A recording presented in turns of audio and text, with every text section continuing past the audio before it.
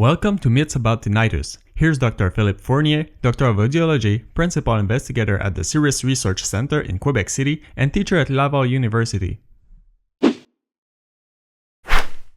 In this video, we will address the myth that tinnitus makes you go deaf. Contrary to popular belief, tinnitus does not cause deafness. In fact, it's quite the opposite. Tinnitus is often a symptom of a dysfunction in the communication between the cochlea and the brain. To better understand what was just said, let's take a closer look at what's happening inside us.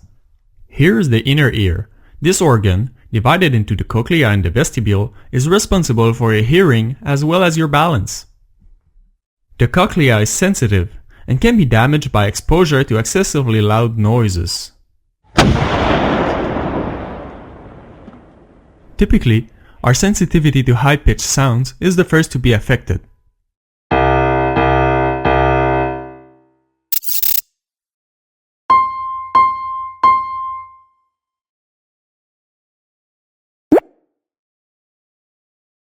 In this example, the cochlea can still perceive low-frequency sounds, but not high-frequency ones.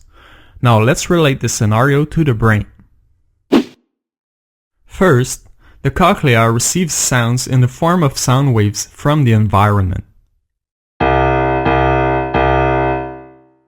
Then, it converts these sounds into nerve impulses and transmits them to the brain.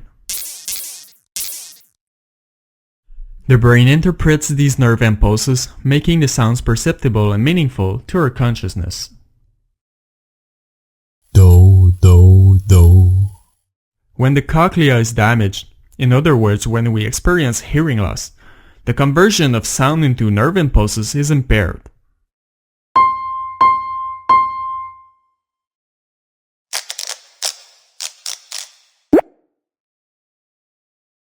For some people, the brain simply doesn't respond to this hearing loss.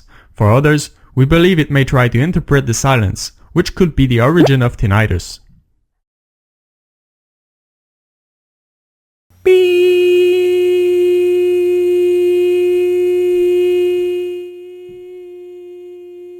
Tinnitus is therefore a symptom, not a disease.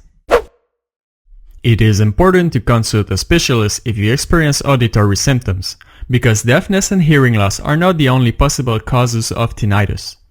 Other factors may be behind the problem, and a healthcare professional can help determine the cause and find the appropriate treatment.